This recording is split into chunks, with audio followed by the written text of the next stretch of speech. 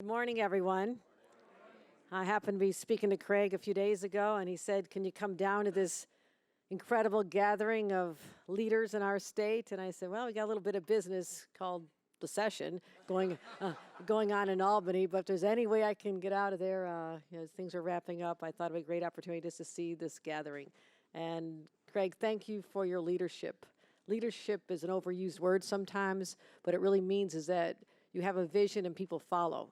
And that's what's behind this organization, people who understand that we are stronger together, of one voice speaking out to further policies that are good for everyone, but particularly people from communities that have been overlooked for far too long. So to Craig Livingston, let's give him a round of applause.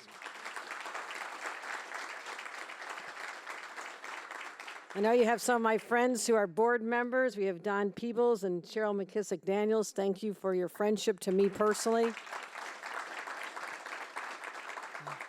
This saw Inez Dickens. Inez, we've been all over your district so many times. You are a fighter, and I look forward to working with you for many years to come in perhaps a different place, I know we just heard from our soon-to-be speaker.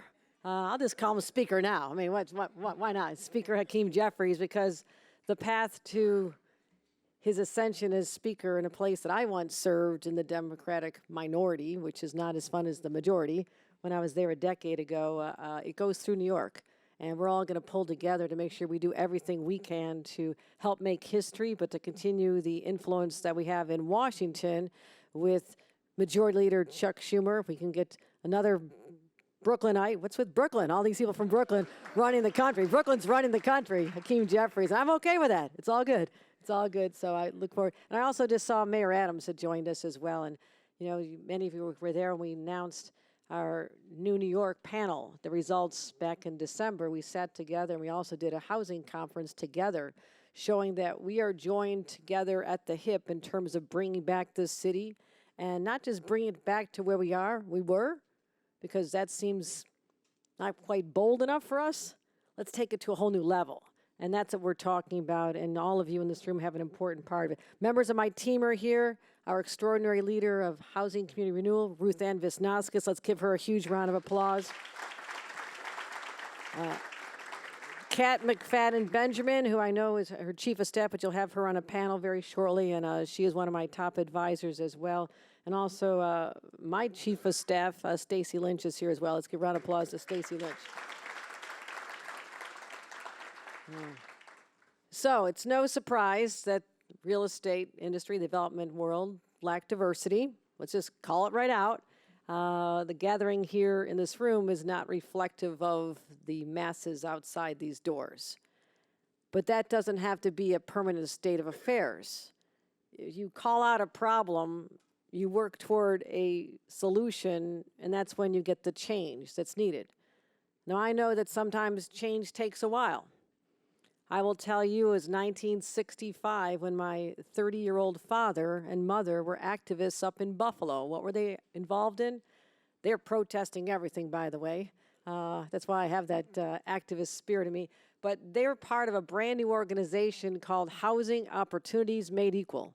Brand new. And their effort was to integrate the white suburbs of Buffalo. Working class, blue collar communities where my grandfather and my dad had worked at the steel plant, but they saw an injustice back then. And as young people, they went door to door asking people's attitudes in white neighborhoods about bringing black families into the community. Now, you can imagine what the poll results showed. It was not saying, come on in, everybody, but there was enough hope that they felt that this was a path. And one of the results of the study said that everybody believed, the majority of people believed that in 10 years, which would have been 1975, our country would have been fully integrated. Hello. That has not happened. And the opportunities for minority and women-owned businesses have not been what they should be across this country. And that's why here as governor, we have an opportunity to say no more. And I'm really proud of the fact, with an intentional plan, outreach, breaking down barriers, opening doors, that New York State for the last 2 years has been #1 in the nation in terms of MWBE participation, almost 31%. And that is a record for our state. It is ambitious, but I'm telling you, that's not what we're topping out, because there's so much more we can do together. I want to open up the doors. I want young people to see the people in this room and say, that's the path I can be on. And we have to continue reaching out to them, saying there's great jobs and opportunities, whether you're working at JFK and working on infrastructure projects that'll transform how we get around, the subways, the Gateway Tunnel, whether you're working in building office space where people are going to come and have jobs, or whether or not you're building housing. Because my friends, as I said here back in December and in my State of the State, we have a housing crisis that is among the worst in the nation. We'd love to be the best. This is one area we are among the worst because guess what? We simply did not build enough housing. Supply and demand, real simple. Prices go up. We all know about the prices going up when the supply is down. The answer is deal with the supply side. And that's exactly what we proposed in our budget with our housing compact, which you all heard about. We worked hard. We worked very hard. And I thank my team for, in a short time, trying to build support in the legislature to allow for office conversions, because, my friends, we are continuing to see Midtown Manhattan in places that were once robust and 24/7 no longer. So we sit back and lament that? Or do we say there's an opportunity here? Why can't we change the laws and make it easier to convert office buildings into, how about residential? Why not make 24/7 communities? Conversions are expensive. There needs to be incentives to make that happen. But these are the ideas we proposed. Allowing there to be a difference in the floor-to-ceiling ratios. Shouldn't be a radical concept. Apparently it is, but we're going to work on that as well. 421A. We want more affordable housing built. That plan has been in place since the 1970s. We need that back. There are so many projects that were waysided, stopped. Since that law lapsed 1 year ago, there have been almost 0 permits sought for more housing. That's not how you get out of a crisis.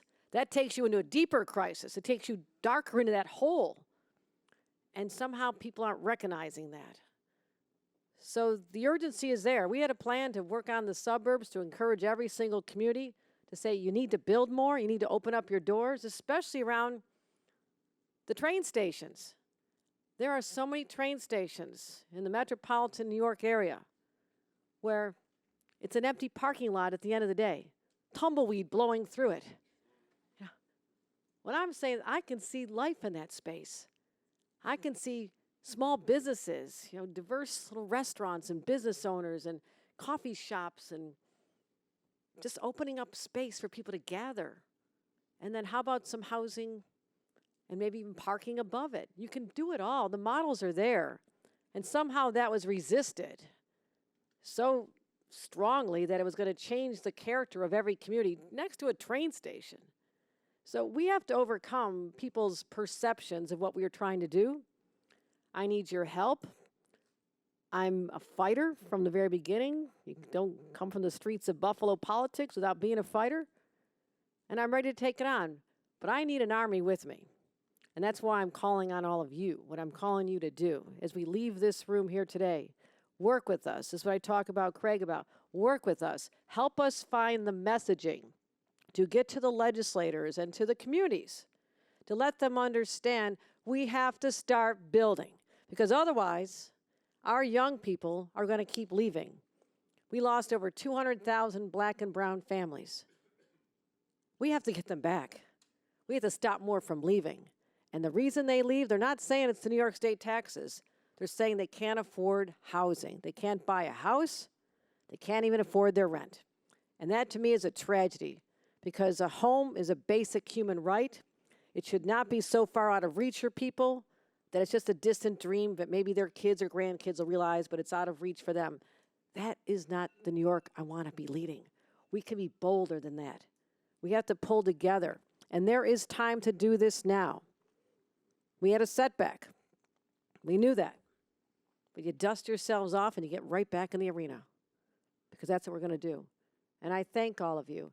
I thank all of you for helping me find ways to build more housing, and on the commercial side, elevate opportunities for Black economic empowerment, because that's what's been missing for so long here.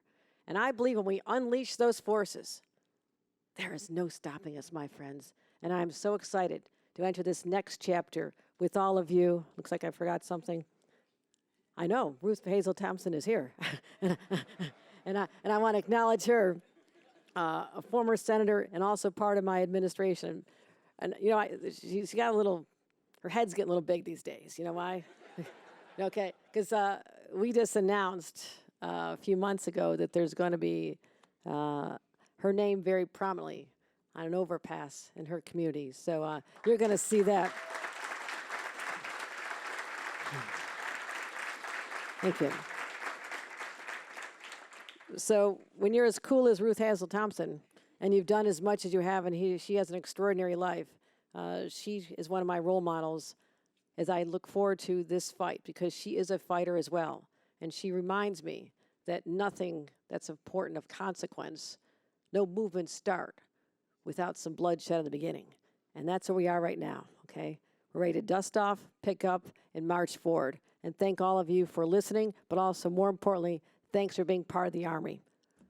Appreciate it. Thank you.